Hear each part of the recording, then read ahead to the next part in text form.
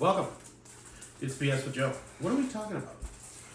So right now, this episode, I want to talk about what's been going on with the world stuff. Okay. And what I mean by world stuff is it's getting heated with the Houthis, Iran. We just talked about Pete Hegseth and Signal. The Middle East is basically starting the entire region's at war, basically. Yeah. They're filling their oats, is what I believe. The Houthis,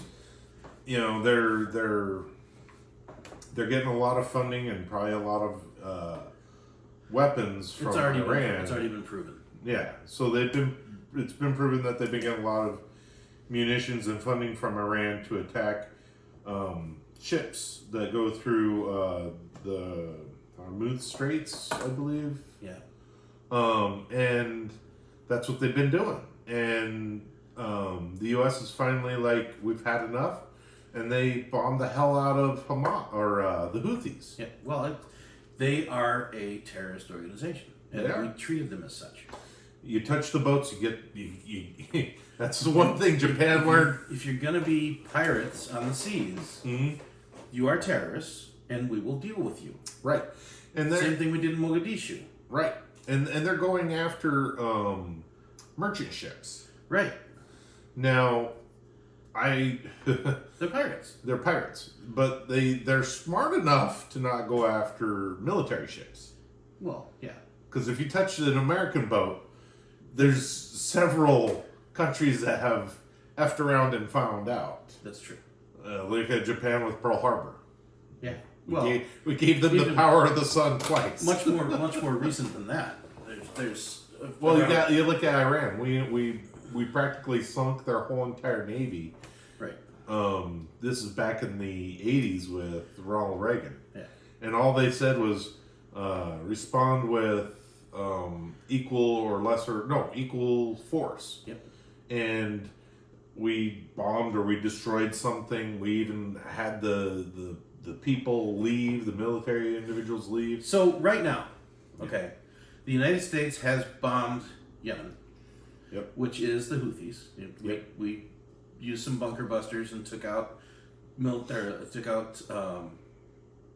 grade weapons and caches. Right.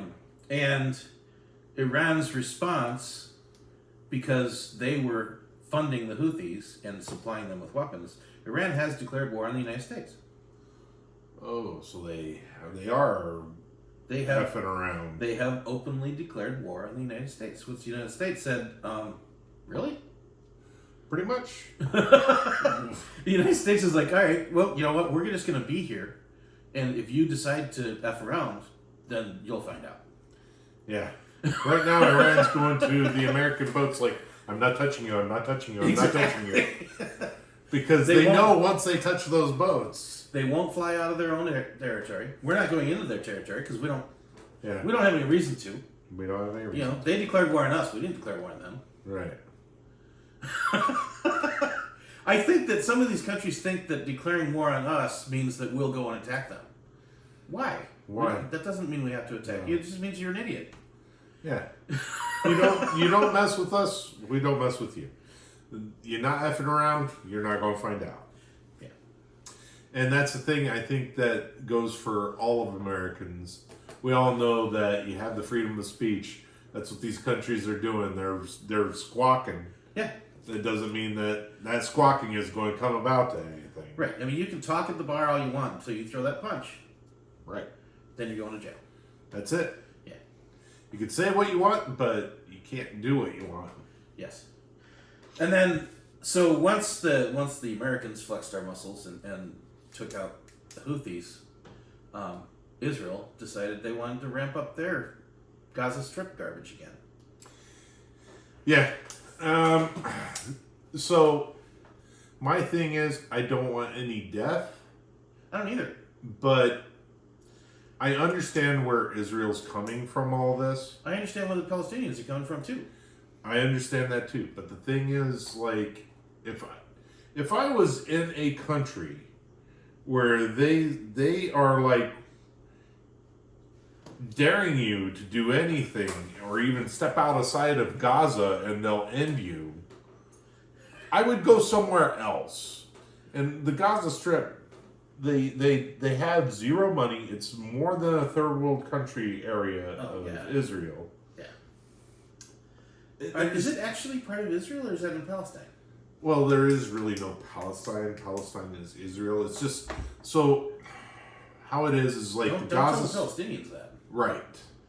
The Gaza Strip and that's like the DMZ between the two. Right. Yeah. It is, but they have no political power. They have no GDP. No. They're just existing. They don't even have a government. Yeah. They are just existing. Yeah. So if you don't have a government, you don't have a leader, you don't have any of this, but you're just claiming you're Palestine, that's like saying I'm a Martian. I'm a sovereign citizen. This is my house. Stay like a hut. Right. That's it. Speaking of sovereign citizens. F around and find out. That's it. Sovereign citizens believe they're their own country kind of thing. There is a guy in somewhere out in the desert in the western United States that has it. Actually registered a town. Yeah. And actually is his own town. He's one guy. Yeah. He probably has his own post office. He does. He does. Yeah. Yeah. And it all. But, you know. He went and did it all legal like though. Right. He didn't say I'm a sovereign citizen. He said I'm in my own town. Population of 1. Yeah. I can't remember the name of it, but I remember watching a YouTube video about him and I laughed. That could be a whole sitcom right there. Yeah. No, but so you know, you look Reminds at me of Mooseport. Mooseport, yeah. Oh, so that's pretty much it with that. Now, I know Europe is on the whole Ukraine thing again. I heard France, which is not a part of NATO, I found out. They actually got out of NATO, I believe. They've been practicing like nuclear bomb runs or whatever they're doing. And they're all trying to flex this muscle like we're going to go to Ukraine. Nobody's going to Ukraine. Nobody's, and here's the thing. If they do, I don't think Trump's going to back any of them. They might back them with funding and he's basically already but told he's them. not going to put any troops on the ground. He's already told them he's not going to put troops on the ground. Yeah. He basically told Germany and Poland, if you do this, you're on your own. Right, because they're actually going against what NATO's about, is defense. Article 5 says that if you were attacked, we will help you. It doesn't say if you attack someone else, we'll help you. Right. And if they attack someone else and they get attacked back, they're on their own. Yeah, that you left around, you found out. Right. But it almost Germany feels, is in no position. Like, all right, I understand why Germany wants a war. Their economy is shit. It's even worse now that they don't have any fuel. Yeah, and that's the only thing that's going to save them right now is the influx of the war machine. Because that makes money. Yeah. I remember 20 years ago, the Germans' economy was like one of the best economies in the world. Yep. Now it's one of the trashed economies of the world because they and last I heard, America was pulling out of Ramstein. Yeah. Well, I don't know if we'll ever pull out Ramstein Air Force Well, Base. we're pulling a lot out of Ramstein. Right. We're scaling back. If we pull out Ramstein, we are exiting NATO. Yeah. That is the only reason why we have that. That's the biggest airbase that America has in Europe. Yeah. If we pull out of that, we're pulling out of NATO. There's no reason to even have NATO at that point for the U.S. Right. And that is actually music to my ears. Yes. Well, I know for a fact that the U.S. is scaling back operations in Ramstein and Frankfurt. Right. And that's why I think he's looking at Greenland. I mean, I haven't really followed the Greenland thing because I always thought it was a pipe dream. Well, here's the thing: if you really, I know what he wants. Yeah, but he can easily get it. All he has to do is pay the citizens of Greenland. No, it's not. It's run by the Danish. It's ran by the Danish. Yeah. But here's the thing: the people of Greenland, people who live in Greenland, you could buy their votes to vote. Hey, we're going to become part of the United States. Oh, you want to be Democrats? Well, you're right, but that would give us so much tactical strength for defense of the U.S. Speaking of places voting to change their national sovereignty, Alberta, Canada has basically come out and said that they want to be part of the United States. Yeah, they have, and because they're their own district, it's like a state, and if they vote to succeed, it's Providence. If they vote to succeed Canada, they very well could. They could, and I mean, it's basically farmland, okay, but it's also oil there. Yeah, that's what I was going to say. There's a lot of oil and a lot of minerals. Yes, in Alberta, it's a very wealthy province. Yes, it is. Yeah, Alberta. And I think the Providence near it would be great. Well, resources for the U.S. West of Alberta is British Columbia, and east is Ontario. Right, but is it Ontario or Quebec? I don't know. I think it's Quebec and then Ontario. Yeah, I think it's Quebec. Quebec can stay. We don't want Quebec. Right. and British Columbia, give Quebec to France. Yeah. British Columbia, they'll never.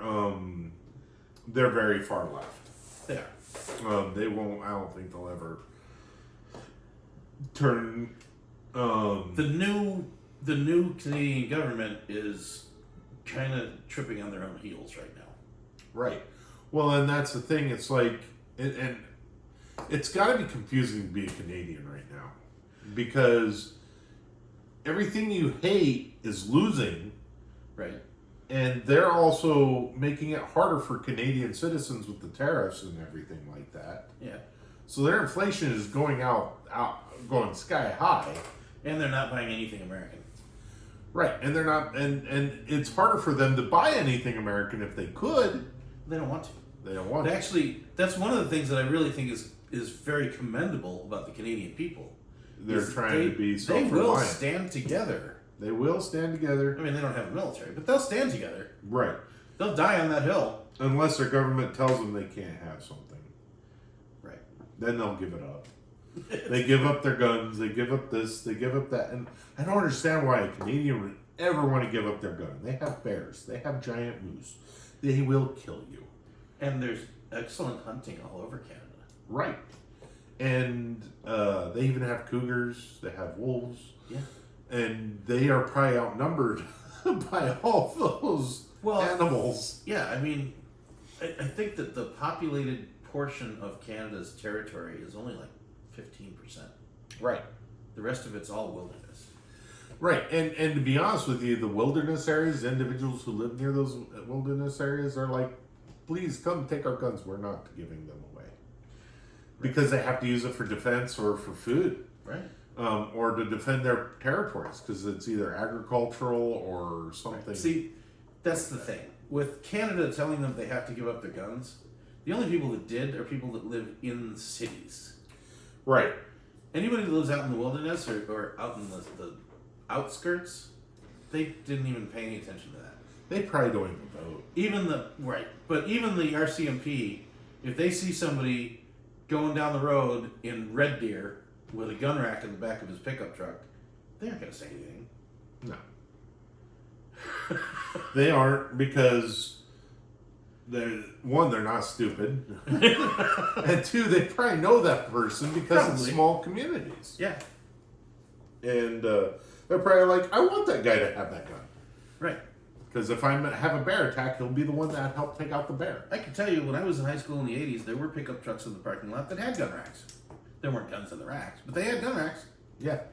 That was the thing. Everybody had gun racks, I remember, in their pickups in New Mexico, and very rarely would you see guns on those gun racks. Yeah, every once in a while. Every once in a while. You'd be going somewhere to use it when it was in the truck. On the gun racks. Yeah.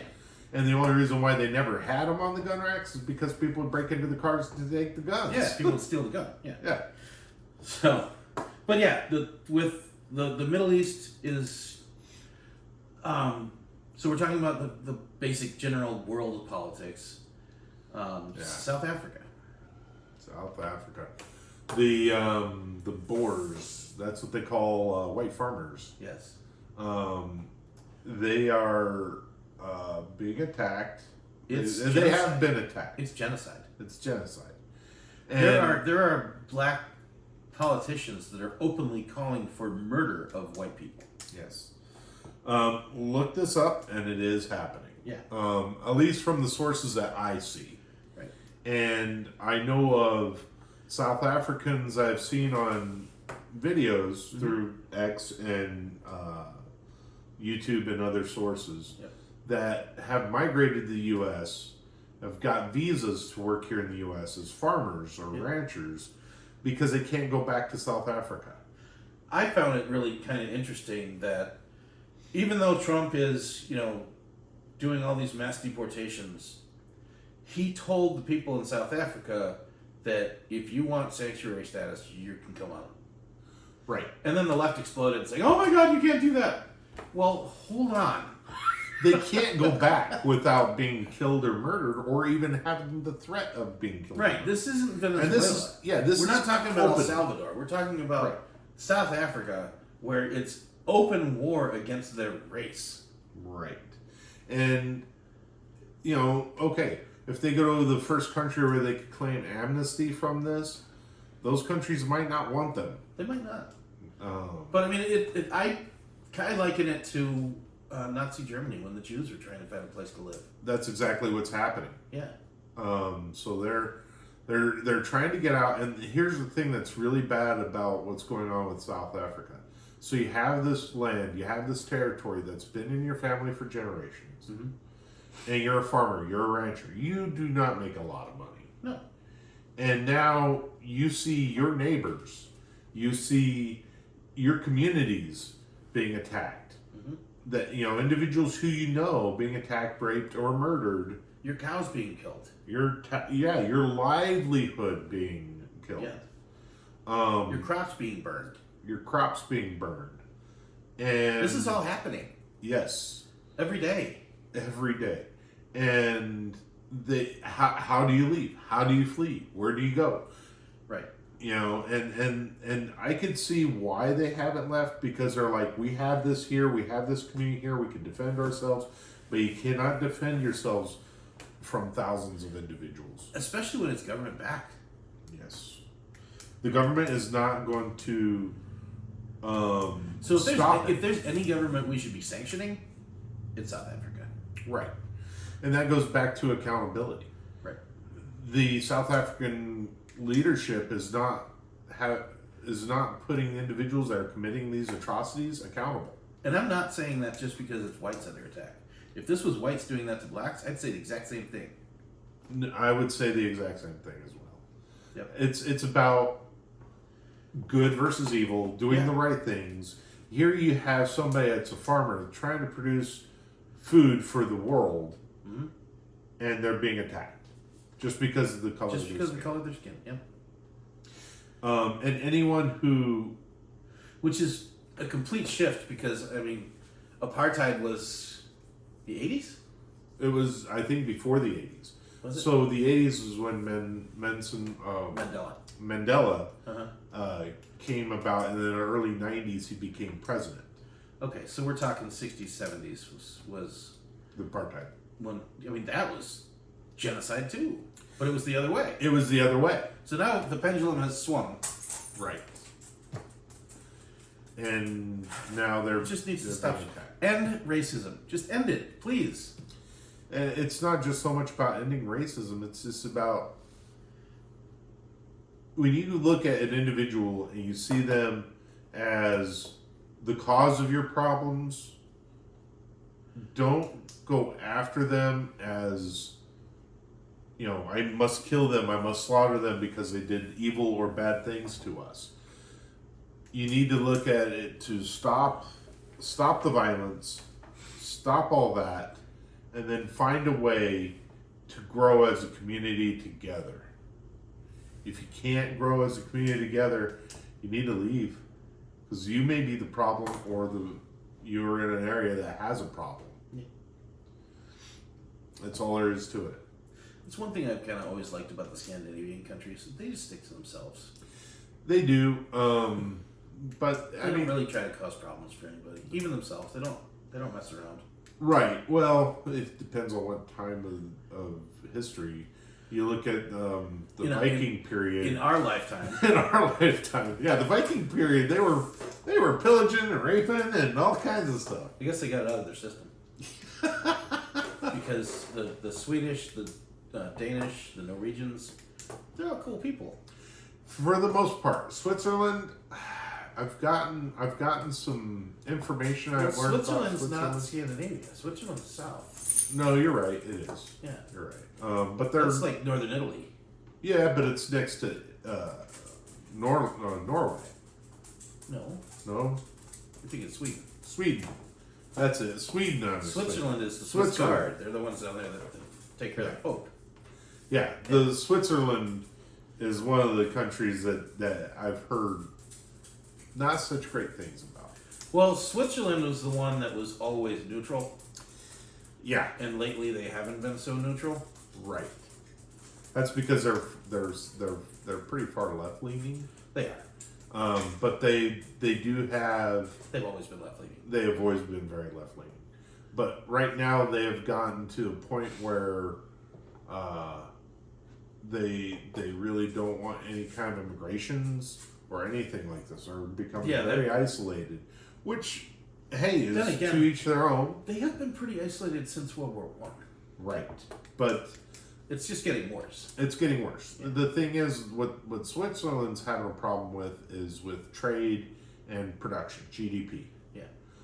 And that goes for and this is the reason why I want to bring this up with you were talking about Scandinavian countries. Mm-hmm. The reason why the Vikings had to go invade all these other areas is because they've hit their population max for the resources that they were able to produce at the time. So they had to either trade or pillage. And England got the brunt of it. Right. And The Britons, actually. Right. It wasn't England yet. And anytime a population hits their hits the max of what they can produce themselves for their own population, you have mass death or murder or whatever, genocides. China. That's where we're at right now with China. Let's wait. They have reached the point where they are exceeding their own capabilities. They're not sustainable anymore. Well, they could be sustainable if they weren't communists. True. The thing with China, they go through these cycles. Yep. We've talked about previous episodes where the one-child rule. Yeah. Because they could not feed everybody because they decided they didn't like these bugs, so they killed sparrows because they believed that the bugs or they were eating all the bugs or whatever. The bugs wound up eating all their crops, and I remember that. Then there was a huge famine. What was it? The birds. They killed the birds. They killed off all the birds. Yeah. Because they were making too much noise. Yeah. And then the birds were killing the insects that were protecting the rice paddies. Right. And all of a sudden they had a huge famine. Yeah, because they had a huge swarm of locusts eat all their food. That was a long time ago. That was a very long time ago. Yeah. And this happens with all communist countries. You look at back in Russia when they actually took Ukraine the first time. Well, there was huge famine there. That's true. And anybody, even though Ukraine is the breadbasket. Right. I mean, there's some rich farmland in Ukraine. Oh yeah. Well, and that's the thing is individuals who know to produce foods or products don't displace them. Right. And that's what I could see what will happen with Africa, talking about things. Because you're having all these ranchers and these farmers who were in parts of Africa that had no farms, had no ranches. Yeah. And an individual who knows how to grow those types of things, they're being persecuted and they're having to flee their own country. So while we're on the state of world politics, what's going on with North Korea? I don't know much about North Korea. I know they've been sending a lot of troops to Ukraine. Yeah. But other than that, that's all I know. Okay. I know that there were shots fired across the demilitarized zone, DMZ. but that was about a year ago. That was about a year ago. I I think think things have calmed down. they have. Well, the thing is with Korea, they're probably getting funds from Russia for sending in their troops, and also producing munitions because I believe they still make a lot of their howitzer or their artillery shells and things Right. like that. Because artillery shells have been around since World War One. Well, So yeah. yeah, and then they're producing it because that's all that they still have the factories from when Russia was part of the USSR. Yeah. So and Russia's like, oh, we got tons of this. We could just have them ship it over to us with their troops. So that kind of got Kim Jong Un to calm down a little bit. Oh yeah, because he's getting all this money and he's able to take care of the individuals that he has to feed. He just sends them into the meat grinder called the Ukraine. He doesn't take care of his people, but that's another story. He's probably trying because he doesn't want to have an uprising. He takes care of the people that he has to take care of. Yes. But there's a large section of the North Koreans that are completely impoverished. Oh yeah. There's some parts in I'm sure North Korea that don't have running water. I mean, we have West Virginia. They have. You're right. And also Flint, Michigan. Yeah, well, yeah, Flint is another story. Yeah. You want to light your tap water on fire and go to Flint. Yeah. So that's all I have for State of world politics. State of global politics. And it also goes with the trade and everything like that. It's very, very moving back and forth. It's very. It is. It's things are happening. I mean, we've touched on so many different things around the world in this episode, so I think that it's time to. We didn't start the fire called the global things that are going on. That may be a good title, some sort of we didn't start the fire, We'll put it out. but the world is turning. We have the capability to put that fire out. We do. The thing is, though, we got our own monsters in the deep state we're trying to slay. Right. Yeah, that's just it. And I honestly feel that at this point in the U.S. history, we need to focus more on the U.S. Right. And a lot. I know of a coworker. He says the U.S. doesn't need to be isolationists. But To a point, we do. to the point we do. We can't be like taking care of the world. Right. We're not the world police. We're not the world We police. were at one time, but 80s, 90s, 2000s. we can't 2010s. do that anymore. We can't afford it. We can't afford it. Not only that, but we don't need to lose a generation to That's war. Yep. And Trump he's trying really hard not to get us into another war. He had to deal with the Yemen issue. And we may have to deal with Iran, which will lead us into other things. We'll see what happens with that. But that all depends on if Iran. It all punches our depends on nose. what Iran does. Yeah. Yeah. Wrap it up. That's it. That's all I have. Okay. So like, share, subscribe. Give us a comment. Give us a comment. Hopefully the world does more good than evil. Yeah. That would be nice. Oh yeah. Peace everywhere, not just the Middle East.